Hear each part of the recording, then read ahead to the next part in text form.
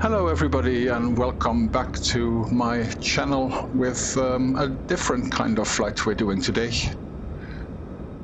If you've watched me before, I usually do airliner flights. I simulate airliner flights, high fidelity study level add-ons for airliners, because study level is what I enjoy most. And today we're doing something different. We keep it study level, we keep it high fidelity, but it's not an airliner. It's more of a GA plane, and it's the Aerostar 600, so still a pretty fast GA plane, carrying more than 2 or even 4 people. Capacity is 6 people, autopilot and 5 passengers. Very fast plane, very good looking plane, or that's what I think at least, and that's what we're trying today. I'm here at Fort Lauderdale Executive Airport, kind of taking delivery of this airplane in a used state, and you can set that in the settings whether you want the simulation to treat it as new, used, or even auctioned, and that kind of defines the state in which the airplane is in right now. So I set it to used, and did a inspection, which was part of my purchase contract. So it's fully inspected and repaired and overhauled. And from this, we will take delivery of this aircraft and do some nice flights with it, and let it age, see the wear and tear model of A2A, which apparently is very well simulated. So this will not only be one video. This is the first video today, which will be kind of the test flight, the acceptance flight, but I will take this Aerostar to Europe. I think the most realistic way to do it was to buy it here in the US, as it's an American plane and it mainly flies in the United States. So I took delivery of it here with an American registration still, and then I will slowly fly it to Europe via the East Coast all the way up to Canada, Greenland, Iceland. And I'll take my time because it's still winter. This airplane is not certified for icing conditions, so either we find a gap soon, or we wait a bit till early spring to cross it over the Atlantic via Greenland and Iceland to fly it to Europe. So let's see what happens. But so you know, this is only one first video of a whole playlist I'm planning to do with this Aerostar, flying it to Europe and then using it for some missions and work in Europe as well. So today is day 1, and the Aerostar is finally me. And yeah, acceptance flight, so no passengers, no schedule pressure, just me learning the aircraft and proving it is ready to cross an ocean and start a new life in Europe. As I said, this video or this channel is mostly airline ops, but this aircraft is a pretty flexible workhorse, and I've seen some videos of A2A, this great developer who built this Aerostar simulation, and they own their own Aerostar, which makes me believe that it truly is a pretty realistic rendition of the real Aerostar. And one of them, I don't know if it was the owner or developer of A2A, well, looked at the airplane, the real airplane from outside in one of his videos, and said it is a small airliner. So as a GA airplane, this Aerostar fits an airliner simulation channel pretty well. And as I said as well, I'm doing this as a long-term commitment. A2A is running this kind of community challenge I saw in their forums for 2026, inviting the community to pick one of their airplanes, this Aerostar or the Comanche, which is another great simulation they have, but which I don't own. and to truly live with it for the year, just to check out this wear and tear model, see it age, and that's exactly what I want to do with this Aerostar. Let the hours build, let the wear develop, and learn the aircraft like a real operator would. And I really need to learn the aircraft because honestly, I don't know much about the Aerostar, and for my real life, I had my PPL, but only, yeah, the basic stuff, one engine, not two engines, and let's see what happens. I've done a couple of flights with it, and it flies very smoothly. It's very nice to fly, but you can get behind it very fast as well, and mainly behind the speed, because this airplane flies fast, but it also wants to fly fast. You don't want to fly it slow, because, and I've learned it the hard way, you will crash if you don't watch your speed, especially during the approach. Don't let it get slow. That's as far as I could see so far, the main rule for this airplane. But well, I've learned the hard way, but I've learned it. So we are at Fort Lauderdale Executive, where I will take delivery of this Aerostar. Perfect delivery airport for this kind of aircraft. It has this business aviation vibe, proper facilities, and the runway is long enough, so I don't need to do big performance calculations here. It should be easy to get into the air. I also don't take a lot of fuel because it will only be a short check ride today. And runway 27 is, no, correction, 09 is in use here, which is about 6,000 feet long, so it gives me room to focus on technique instead of performance margins. So as you can see, even the walk-around can be done pretty realistically. You can check the oil levels visually, you can look into the fuel tanks visually, which is very nice to do. Move the controls, the ailerons, and so from the outside to check them. So like you would on a real GA aircraft, and any aircraft basically, do the walk-around and check the state of the airplane from the outside, and that gives you also a nice feeling of what you're actually going to fly in a bit. So yeah, if we'd really take delivery of this airplane right now today, we'd confirm the basics: no leaks, no obvious damage, controls are free, gear doors and linkages look right, everything that moves does so smoothly. And if you're new to the Aerostar, I already said it, it's known for being fast. It's a high-performance piston twin, designed for speed, and you can really see it by the looks of it. And if you're like me, more an airliner flyer on the sim, but want something different as well at times and want to fly GA, well then this is, well, a perfect combination of both, because it's fast, it gets you somewhere, and it takes some people as well, as I said, pilot plus 5 passengers, or some cargo, and you could use it for like charter-style airline operations.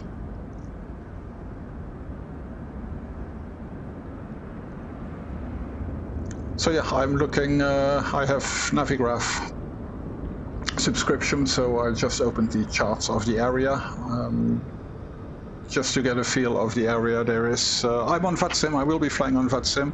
I don't think there will be a lot of traffic or any traffic around right now, but just to get a feel of the area, any restricted no-fly zones. We're close to Mar-a-Lago, I think here. I don't know exactly where on the map in Florida that is, but it's somewhere on the coast, I think. Yeah, Palm Beach. Yeah, so I don't think the president would like a foreigner to fly with an Aerostar over his golf field. So these kind of things we want to avoid, and just get a general feeling of the area, situational awareness.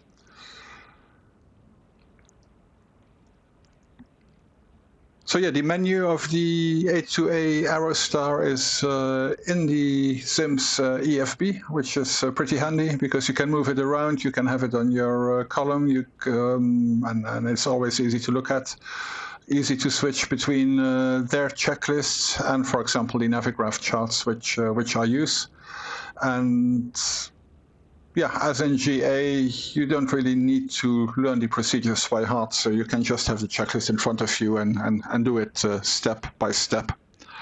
And that's what I'm doing right now. So the outside check is completed, the doors are closed, and let's try to prepare the aircraft and then start it up.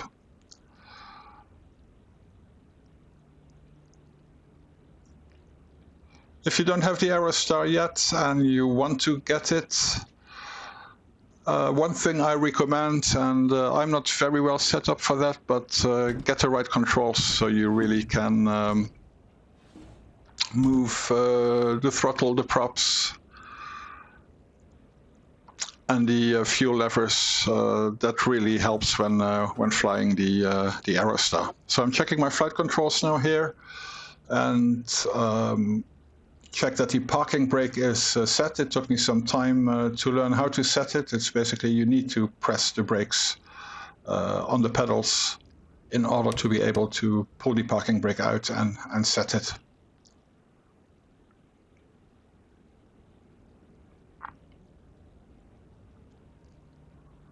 Yeah, make sure that all the switches are off.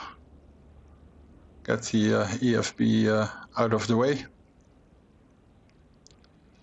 And you can click the controls away as well, just to give you a better visibility of the switches and everything. I know not everything was off, but yeah, everything was on, obviously, because I checked the exterior lighting during the walk around. I don't think you have to do this on a day flight, but as I'm taking delivery of this aircraft, I'm doing it anyway.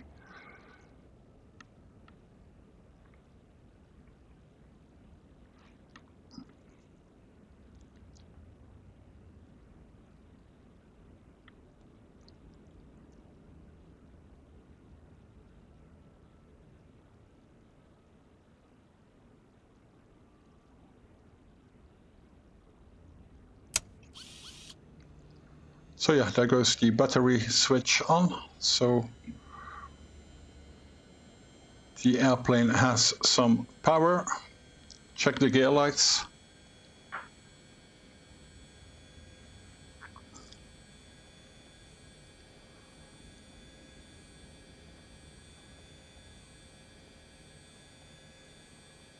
Just checking if my controls are working to avoid some frustration later.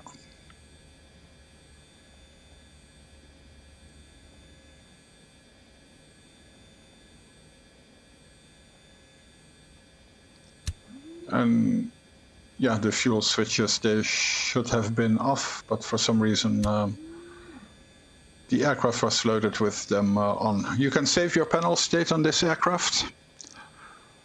Lately I've been flying the Phoenix A320 a lot. Great airplane, but one thing I don't like, and what I usually always like, is that you can save your panel state and that you find your aircraft back exactly the way you left it last time you flew it. And that's great about this Aerostar, this simulation, because you have that, but you also have this wear and tear. So the older the airplane gets, well, it gets older over time. So every time I fly it, it will have built more hours, it will produce more issues, and require maintenance at times. And that makes it more alive, I think.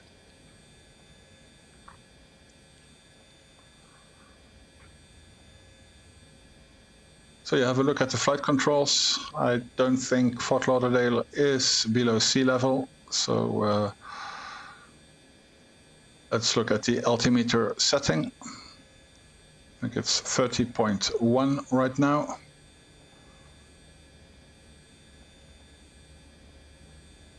And that looks better.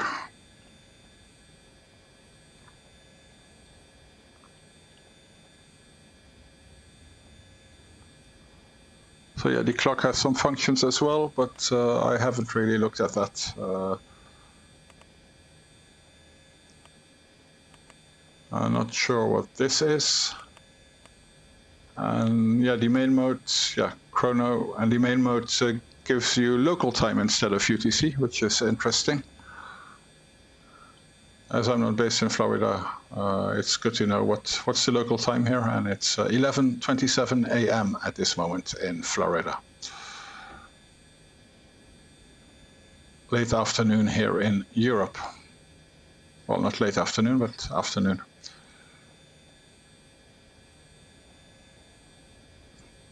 So yeah, the crazy part in the beginning for me was to get this aircraft started.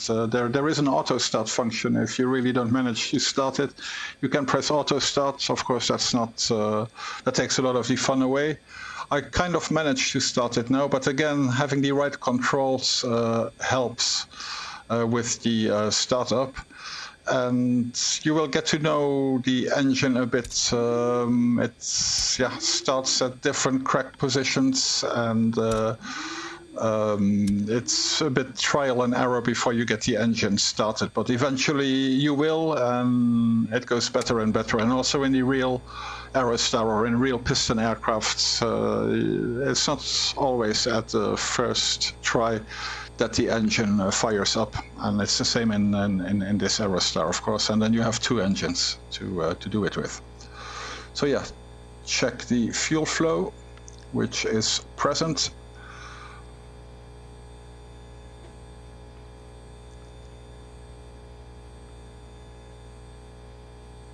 Yeah, I'm really, as I don't know the aircraft, doing the checklist step by step. And well, I think I've done everything. Let's try to start. Yeah, that's the problem with my controls. I have controls for the throttle and for the props, but not for the fuel levers, so it's hard to keep the magnetos on start and at the same time push the fuel lever forward. So I need to fix that for the next flight, so I can do that at the same time. Yeah, that didn't work, so I changed the correct position of the throttle a bit.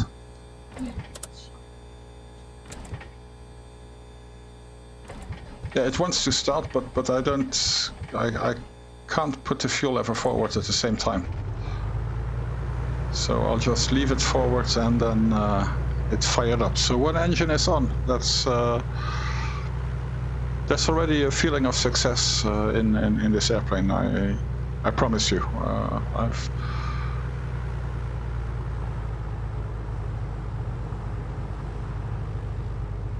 When it just was released, the first tryouts, I sometimes spent 10 minutes trying to get the engine on and then pressed auto start anyway. But I think with the updates as well, it went a bit better, and maybe it was too realistic before,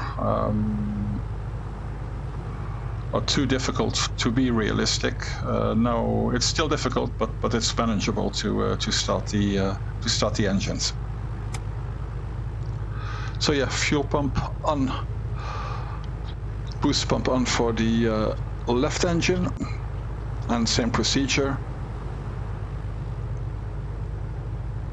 We crack the left throttle, similar position as the right one.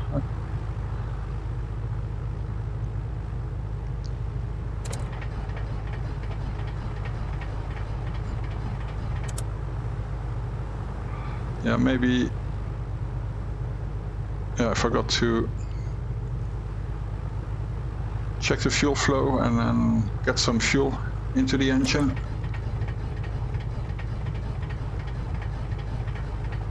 Yeah, it wants to fire up, but yeah, I can't leave the magneto on start and at the same time use the mouse to push the fuel lever forward. So this is not a bug of the Aerostar, that's just me not having set up my controls properly. I will fix that for the next flight, but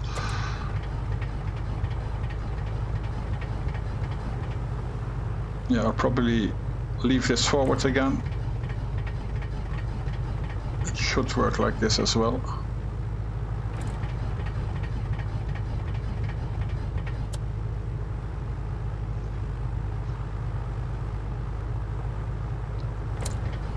It's mainly the throttle crack position which is the solution if it doesn't start up, or according to my experience. Again, I'm not a specialist. I'm learning this aircraft. Still, there we are at the beginning stage of learning. So the fuel level is full forward, and we have an engine running. For the warm-up, the engines should be at about 1000 RPM.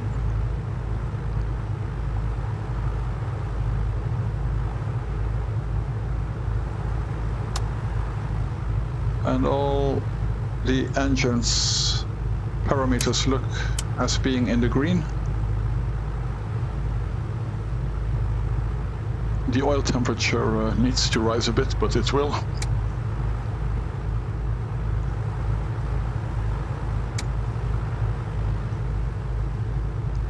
So let's put all the systems on. Yeah, as I like airliner style flying, and once in Europe I will fly this for airliner-like charter missions or something. So I equipped my Aerostar pretty well with the 2 versions of the Garmin.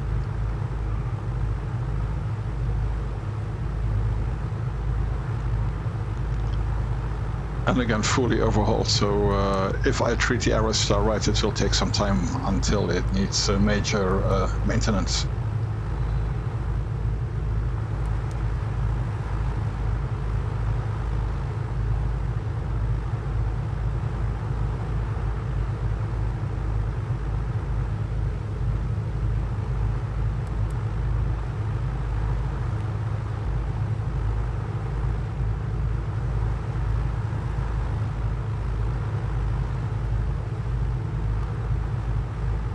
Yeah, also the Garmin's, the GPS, I need to learn a bit. I only know the basics, so how to properly program them.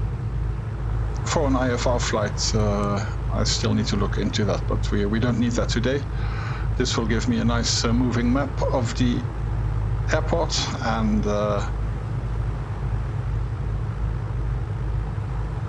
and for our taxi. I said 09 before, but it's 27 will be taxiing to 27, not 09. Apologies.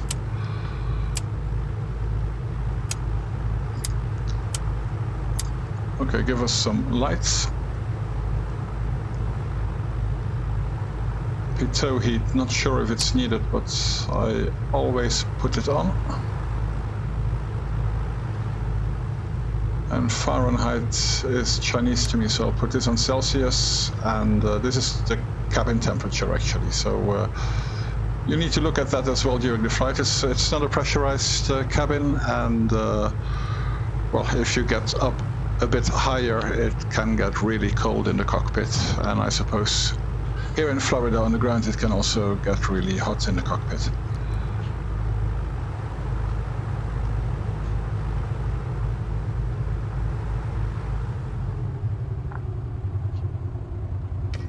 So yeah, release parking brakes.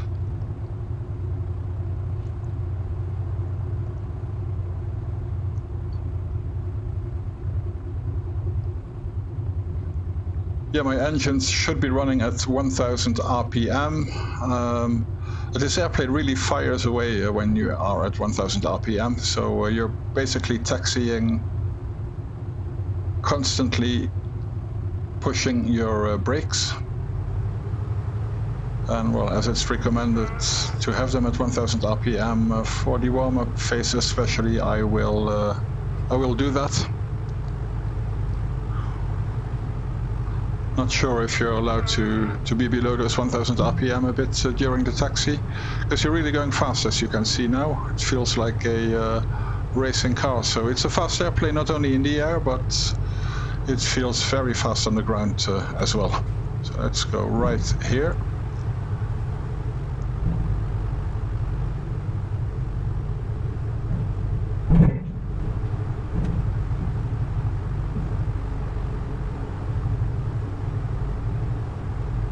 Yeah, for taxi you can have what I call it a tiller, because I usually fly airliners. I have a second joystick, so I can taxi with that, because you don't steer this plane with your pedals usually on the ground, as far as I've seen. You have buttons. I'll show you in a bit. Just look both directions if there's no traffic, because I need to remind myself we are on VATSIM, and even though I didn't hear any position calls, there may be traffic around, so we have to look around.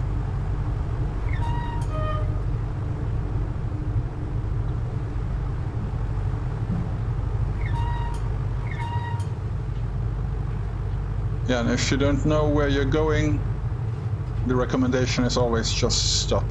Take your time and look at where you are and where you want to go. Don't rush anything. Stopping for a bit is better than taking a wrong taxiway, or even worse, inadvertently go into a runway.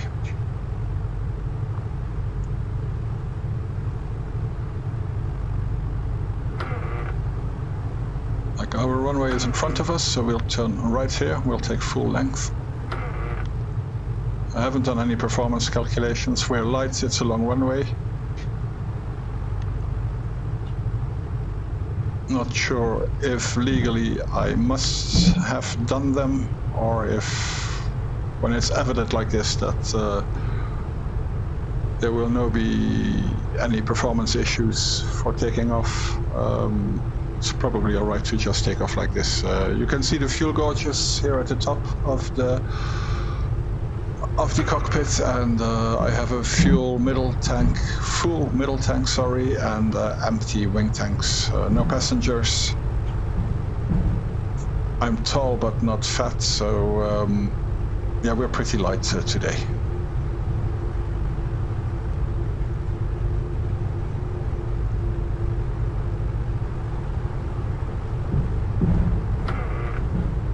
No offense to fat people or something, I was just describing myself.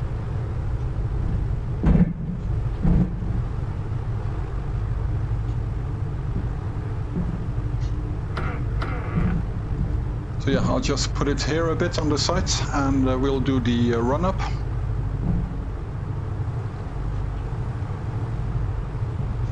If I remember right from my own PPL training, the run-up needs to be done kind of into the wind, or it's recommended at least. Not sure if that's valid now for the Aerostar as such, but yeah, as I don't know better, let's do it the way I learned it a long time ago. So yeah, use the checklist again.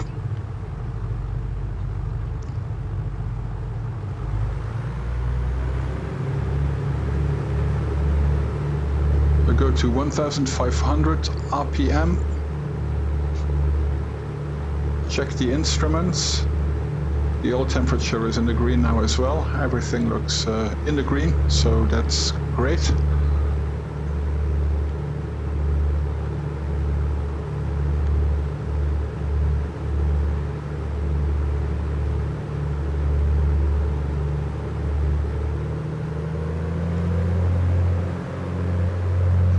And then increase the throttle to 2100 RPM.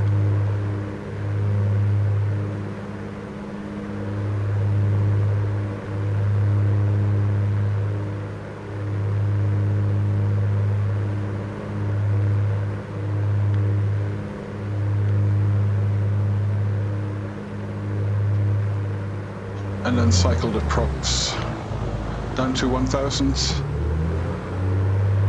Yeah, 1 to 4 times, I'm not sure. I suppose when it's really cold you should do it like 3 to 4 times, and when it's really hot, 1 to 2 times. I do it 3 times now for today. That should be fine. Probably 2 times would be fine as well, but just to be sure. It's nice weather here. Then checking the RPM drop on the magnetos, left and right.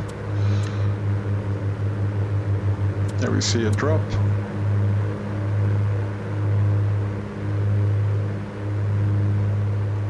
and do the same on this side.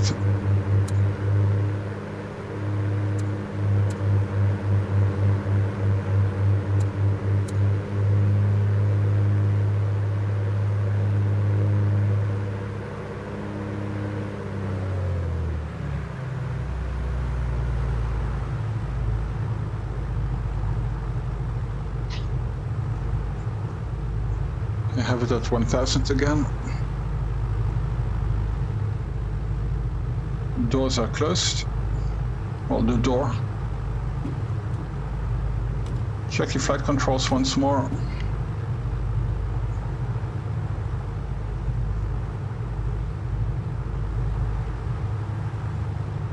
And I think we are ready to go.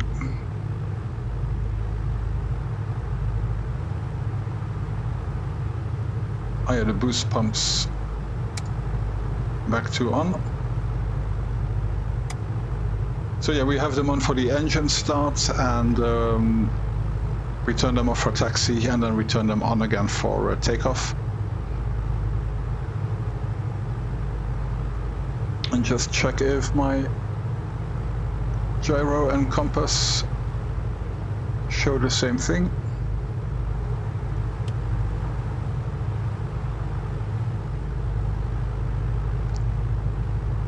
And yeah, don't watch me to learn how to fly the Aerostar, because I'm learning it myself, but I'll link to A2A's channel. Well, they have a lot of educational videos on how to fly the Aerostar properly. I think it's on their channel. I'll have a look if it's on their channel, or if they have a different channel for that, but I think it's on their main channel, so I'll link to that if it's on a different channel of them. If they have a different channel for that, I'll link to that different channel, just so you have, if you want to get this plane, some good videos that teach you a lot about the Aerostar if you don't like reading, because there's also a manual pilot operating handbook and so on coming, some good documentation coming with this product as well.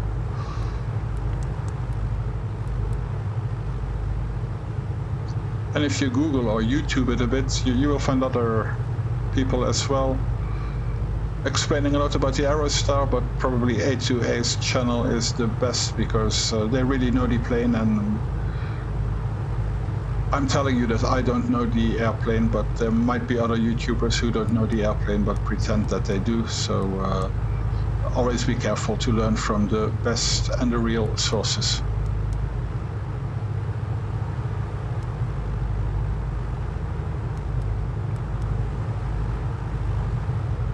Yeah, again, this GPS, I need to read about that as well, but I don't need it now. So just, yeah, the engine failure.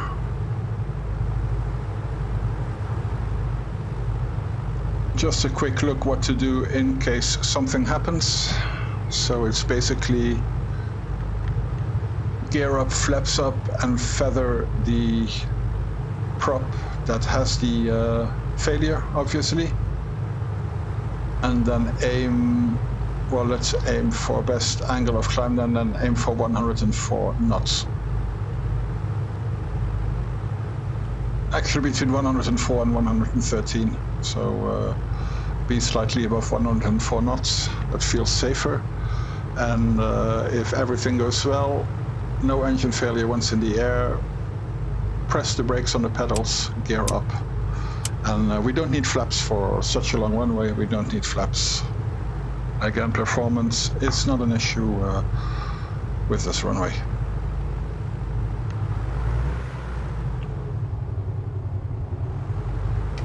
Okay, parking brake off. And then with 1000 RPM, yeah, this plane just shoots away on the ground. I'm already braking now.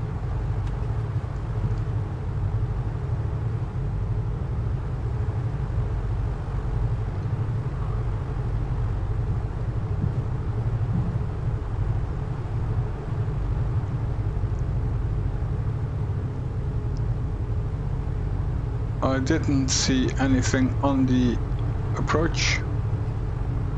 I didn't hear any position calls. Maybe I should have done one, but okay, we're on the runway now. We'll just get this thing in the air.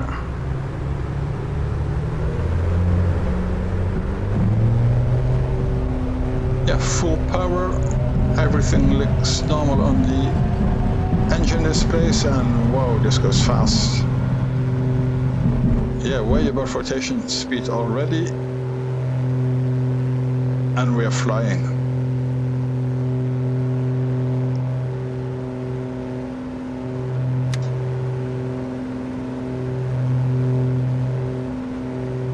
Gear is up. Flaps have always been up. And we're in the air above beautiful Florida, or I suppose it's beautiful. I've only been to Florida once in my life, and that was only 2 nights. And I've only seen Miami Airport and Miami Beach. So that's all I know about Florida.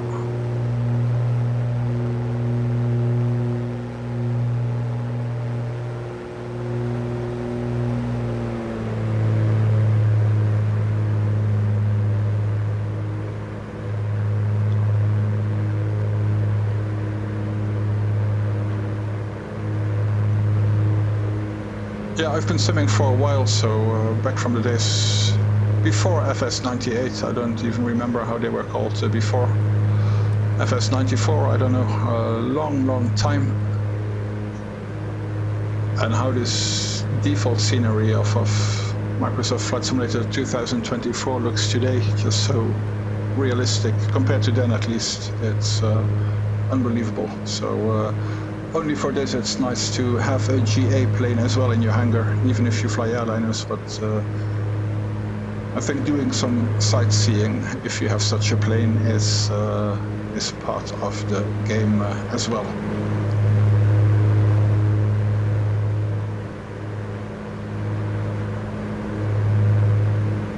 So we'll fly into that void in front of us. I think those are the Everglades, I'm not sure.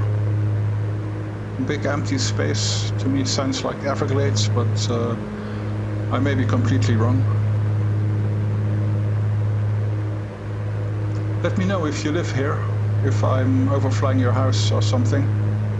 Tell me what it's like here and tell me what that area is behind this sort of canal. Like dense population on one side and then a canal and everything stops. But for me that would be a great spot to do some turns.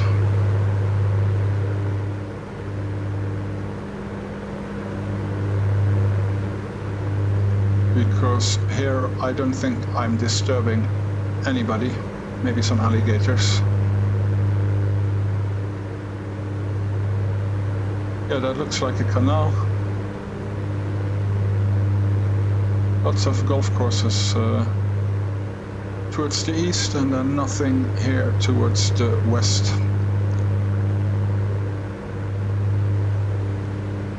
So yeah, it flies really nice, it turns really nice, it's pretty easy to trim.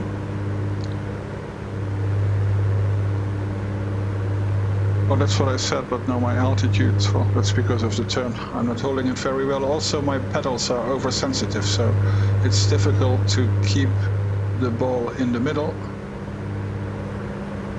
As soon as I press them a bit, the ball already shoots too far to the right.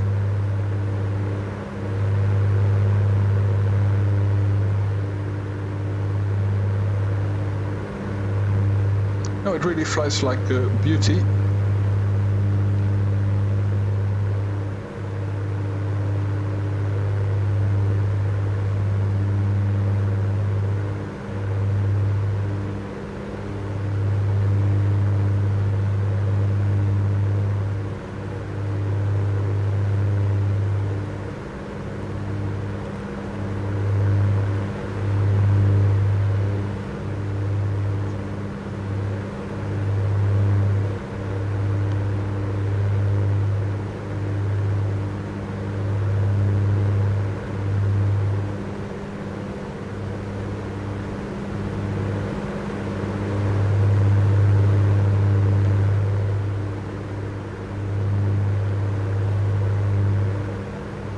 let's head back towards the airport, kind of on a downwind leg.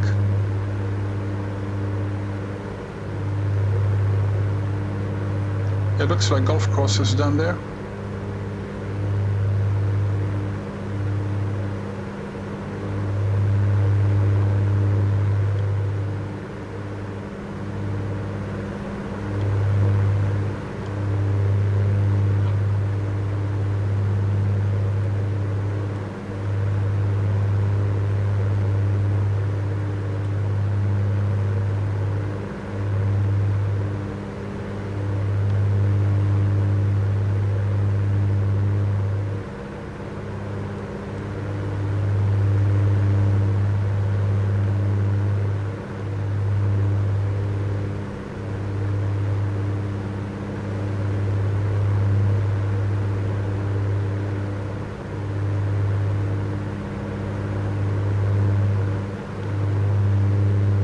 You see the red lights of the autopilot, and you see that the button is on for the autopilot, but that's basically means it's armed. I'm flying manually for now. I will test the autopilot as well in a bit.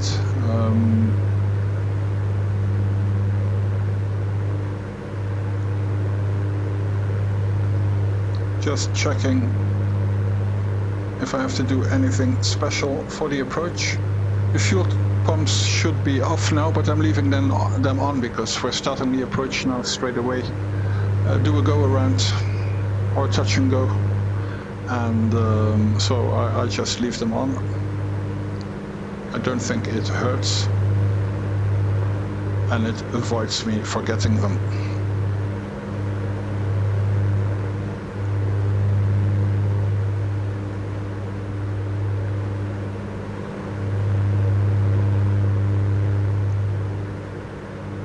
So we see the airport at our 1 o'clock position, 2 o'clock now.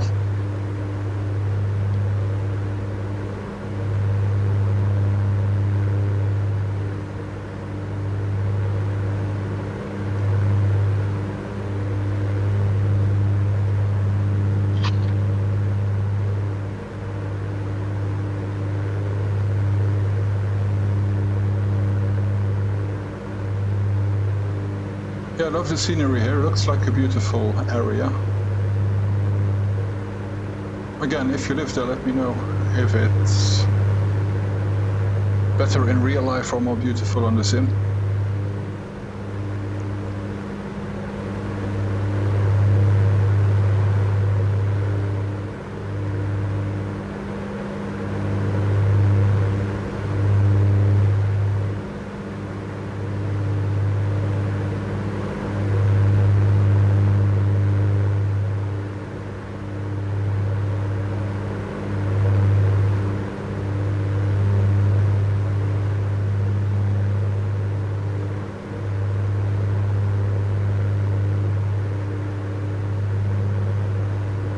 So yeah, another airfield here to our left. Not sure which one this is. Maybe a military airfield, looks a bit like that. Here on the sim at least. Maybe not, I don't want to look it up now. I need to start concentrating a bit on our approach. So I think this is a good time to turn base. Oops.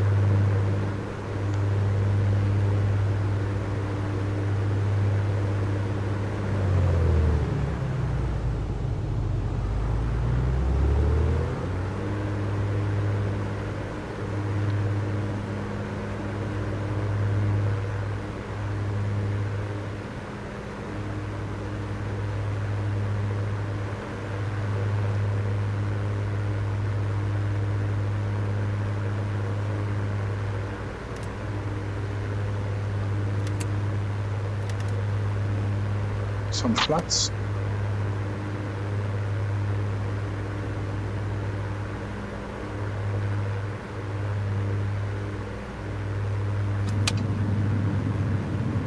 And this shows you again, it is a fast airplane and you really need to get used to it that you are always at high speed, because I completely overshot the center line. Not bad enough to not correct, so I can easily correct, but still.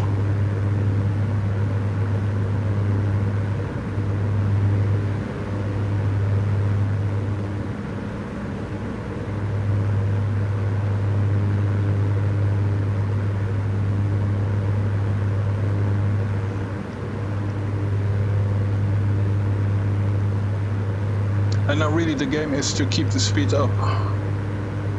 In most planes you'd be used to slow down the airplane, but well, in this airplane it's all about keeping the speed up because it just does not support slow flight. And you don't want to stall at these kind of altitudes.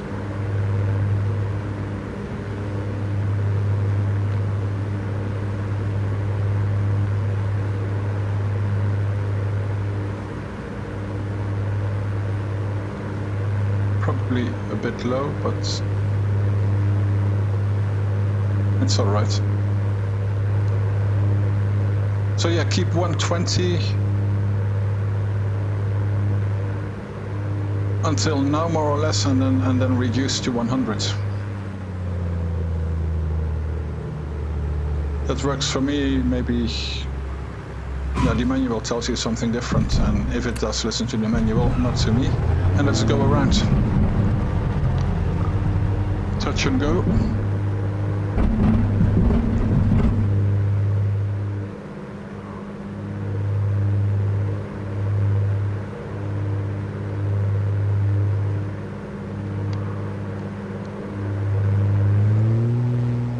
Yeah, I forgot to push the props forward.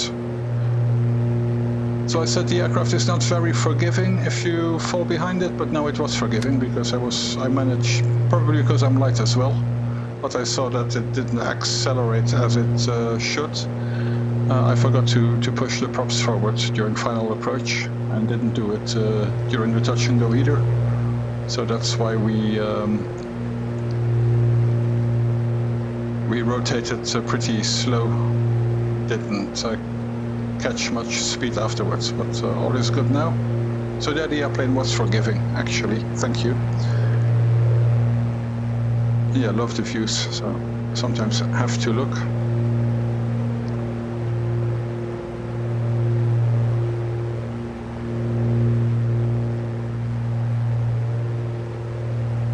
Stay a bit lower this time.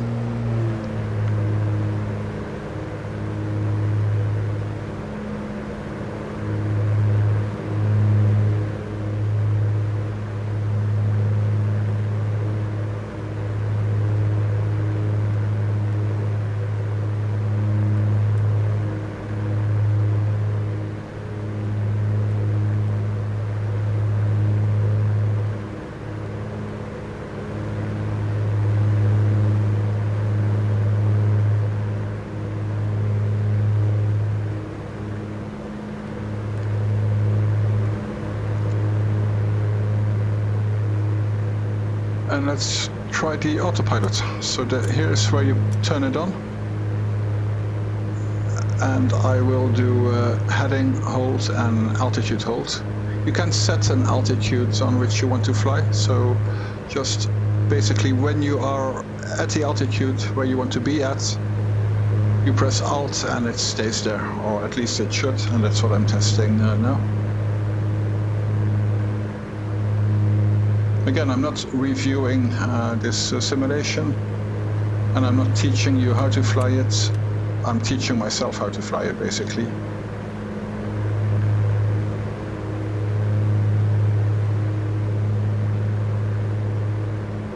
And I'm testing it as simulating a delivery flight, an acceptance flight. As in the simulated world, I just bought this, and I will fly it in smaller legs back to Europe. Or back to Europe, no, it's always been here, but I'll fly it to Europe. Again, up the east coast.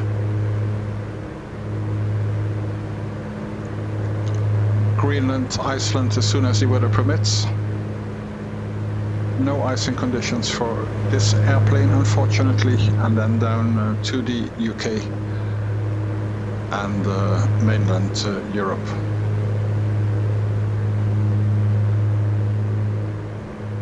So here's this famous canal again.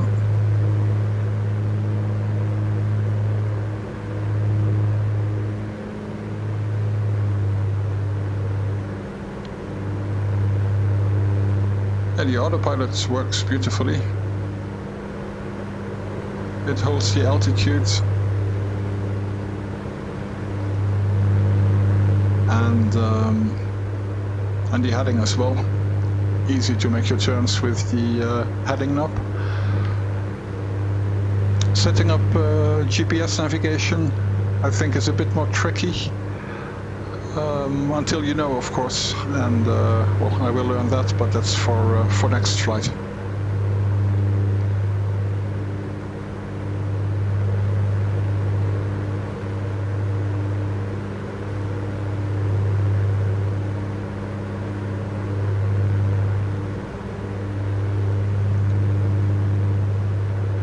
Yeah, let's fly downwind again. Yeah, this again looks like a golf course, but it's maybe just because I see green grass.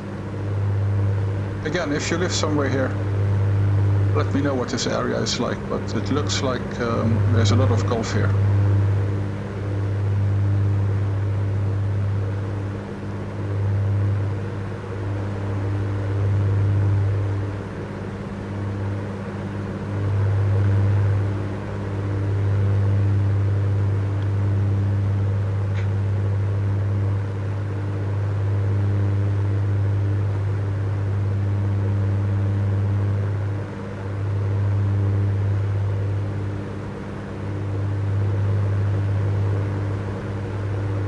Just looking a bit at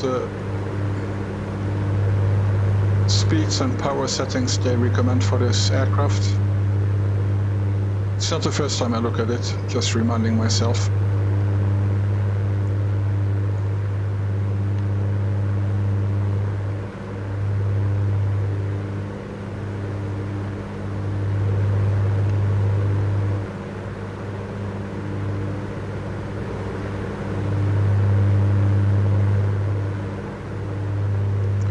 I want to know my flaps speed,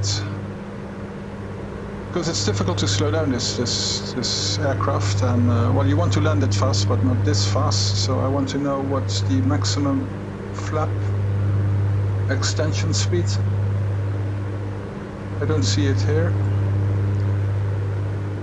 I don't know what's the difference between the speeds here on the right side and then next to it on the left side. What's the difference between those?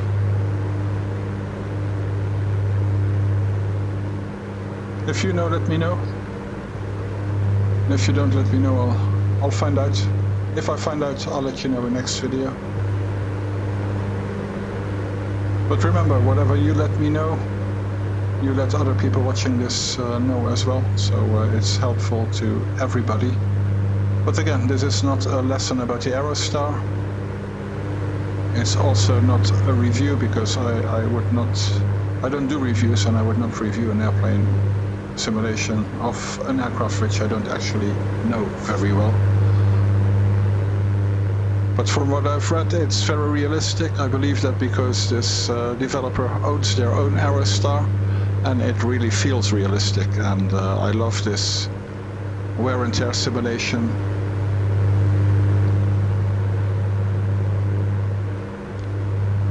And it's really fun to fly. So far I really can recommend this airplane.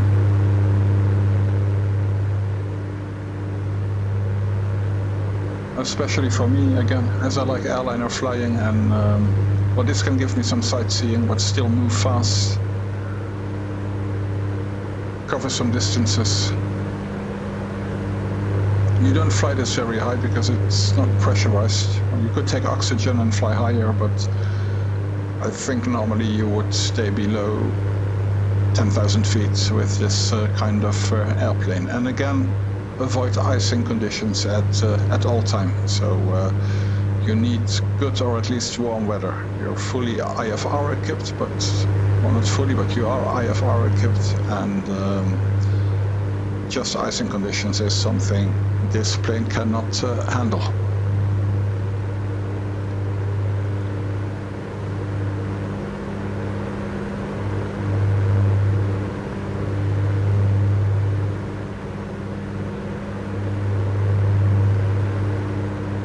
Yeah, I'm taking it a bit further out now. Again, I think Mar-a-Lago is somewhere here, so I don't see any really restricted airspace here. Again, I don't want to end up with fighter jets next to me.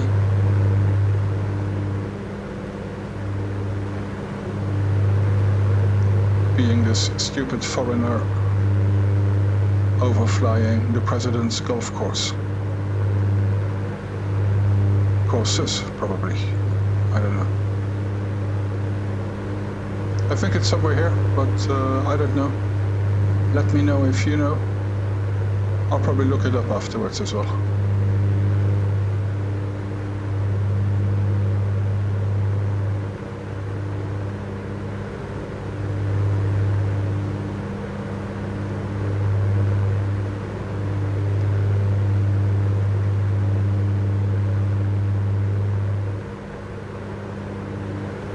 So back to the airfield for a long final.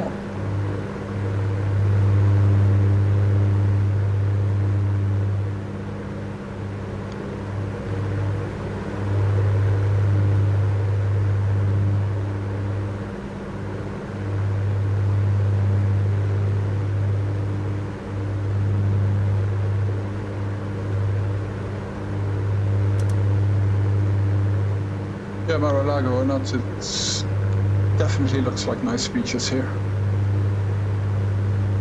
I wouldn't mind being on the beach here.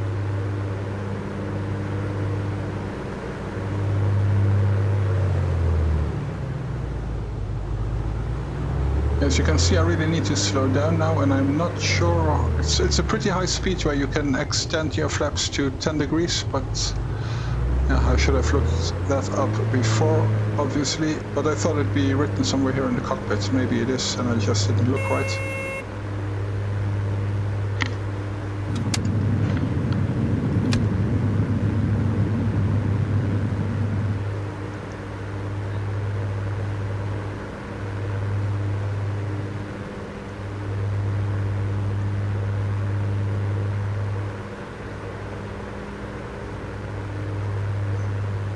So yeah, overshot the center line again a bit.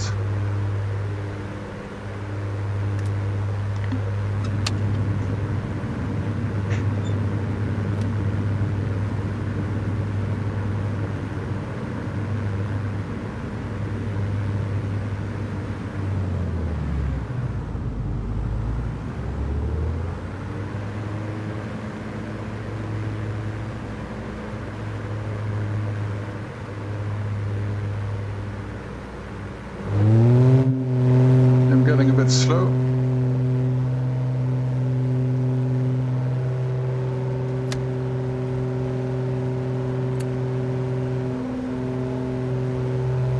Yeah, sorry, I prefer to go around. I didn't feel very stabilized. I just... it would have worked out, I think, but I really did not want to crash right now. So, yeah, that was a go-around, but it's good. Like this, we've done a touch-and-go and a go-around.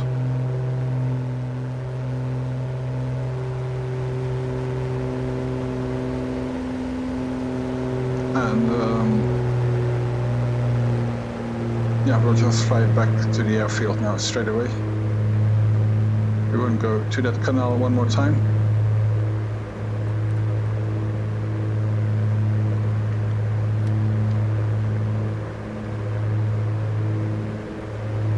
At least I didn't forget my props during the go-around.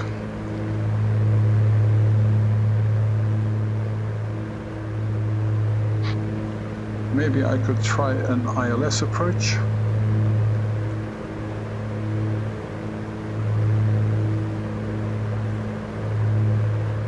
But yeah, I should have prepared that before as well, because to look that up now while flying...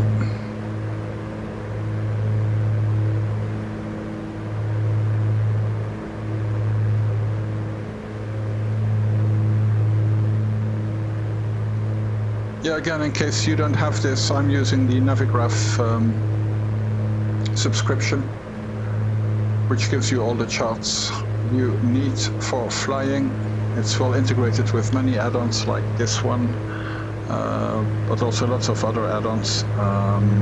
And it's also integrated with Microsoft Flight Simulator.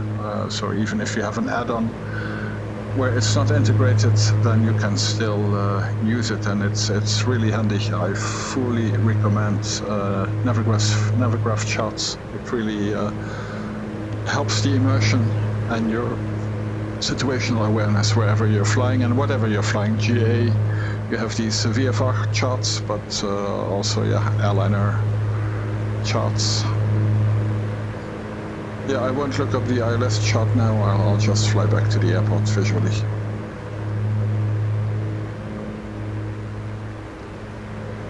You're not sure when my next video will be out? I'll park this airplane now again in Fort Lauderdale. I think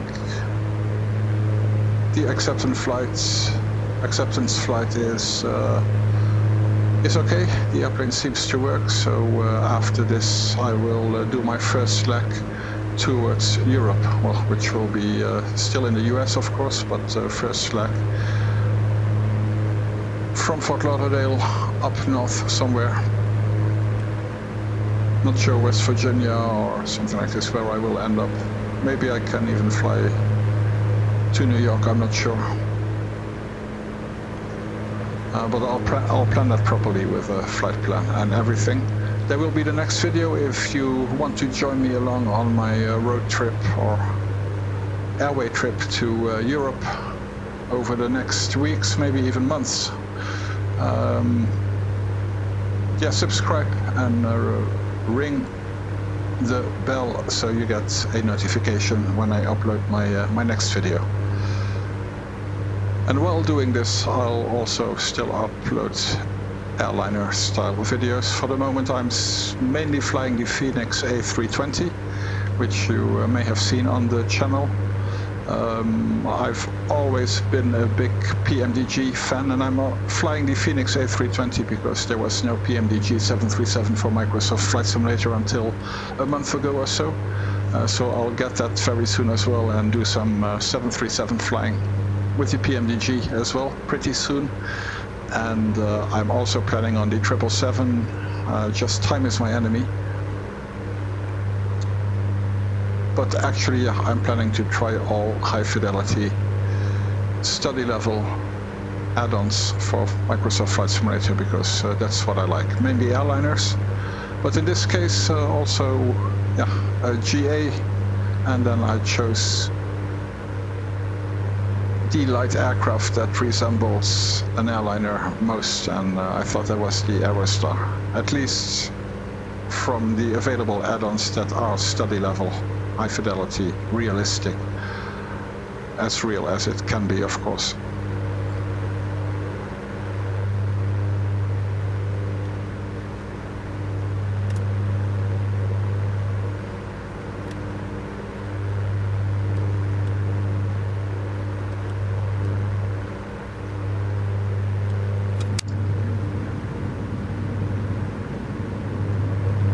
So let's try to be a bit more stable during this approach and then do a full stop landing. I'll configure a bit early.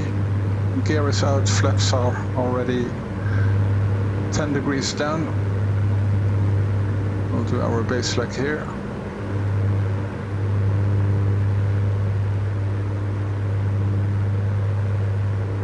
Yeah, I think for this airplane in general my controls are a bit sensitive.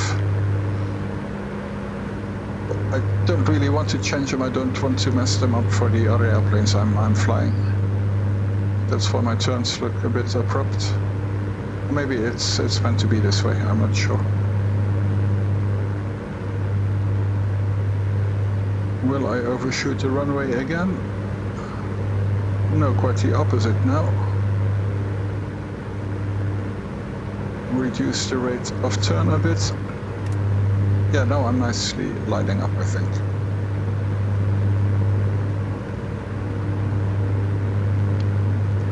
That building on the glide path is irritating, but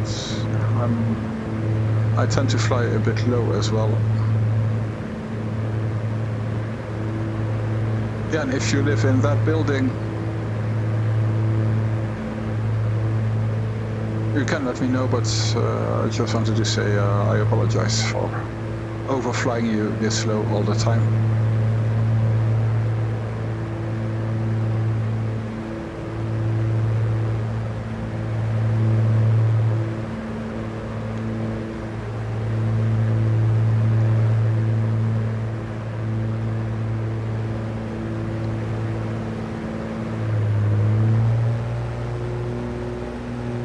Keep the speed up.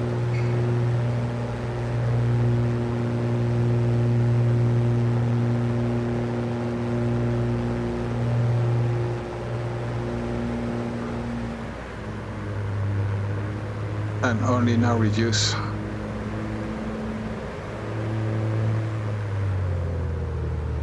And flare until you hit the ground.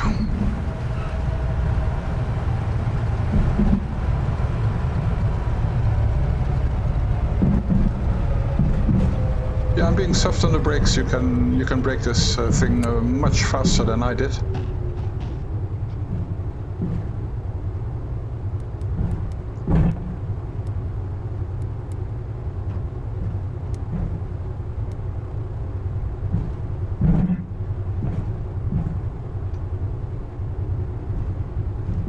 So yeah, we're back. Let's get parked.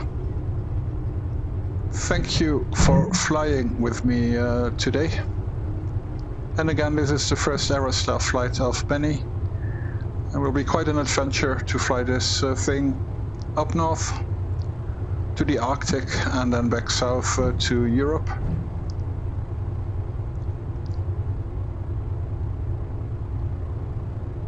Again, if you like study level, high fidelity add-ons, and you like to have a GA plane in your hangar, I can fully recommend this Aerostar. I'm having a lot of fun with it. I just recommend as well that you have good controls to go with it. So you have different controls for the throttle, the props, and your fuel levers.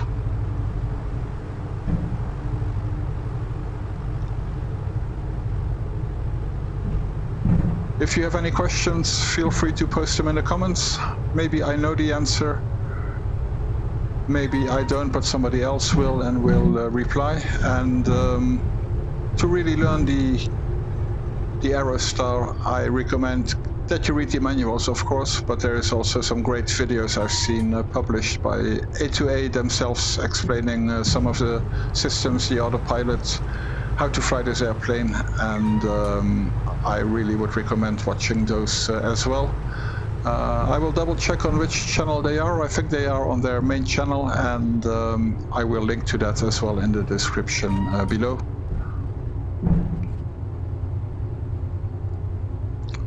And here, this is us back at Fort Lauderdale Executive. I'll try to park, or where I think I was parked when leaving.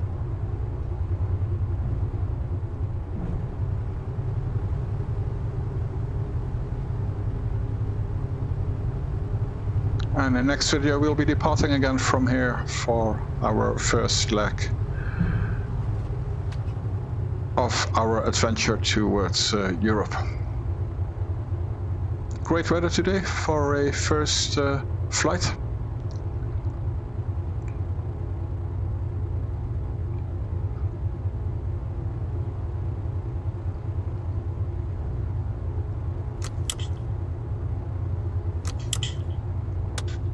Yeah, boost pumps can go off.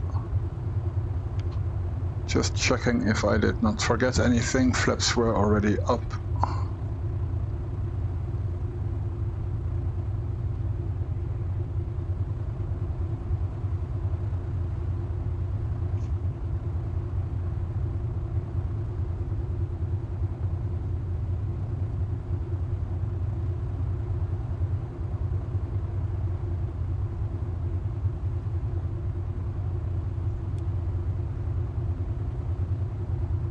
Yeah, trims are more or less neutral now. parking brake. And the cabin heater off.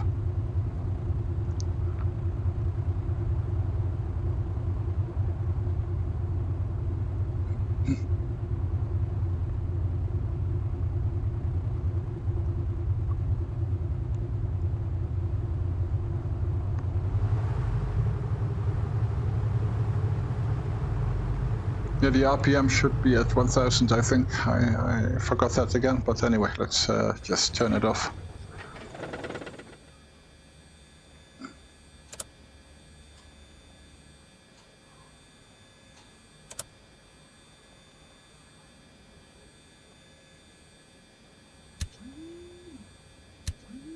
Have these off as well this time.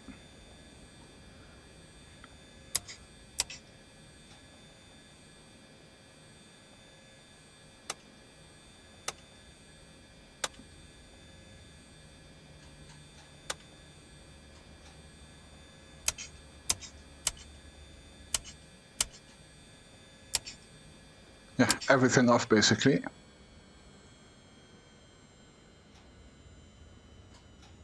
No reason to do that. And open the door.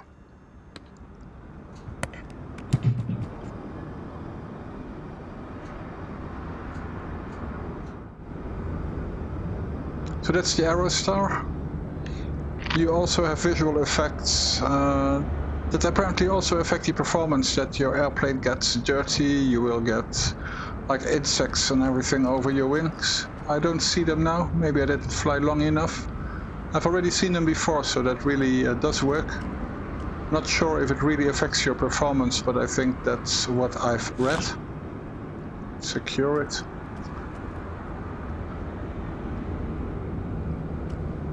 It gets dirty, and in the menu, on a longer flight, let's go through the menu as well a bit. And but in the menu, you can also wash it and remove the insects from the wings and so on.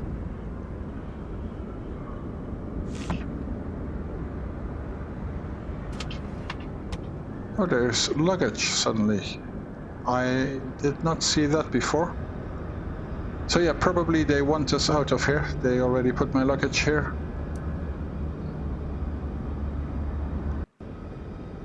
So they just tell me, here's your luggage, now leave. I'm not leaving now, but I already put my luggage in there. And tell them that it's already in there and not to worry, that I'll be out of here soon. Let's close that.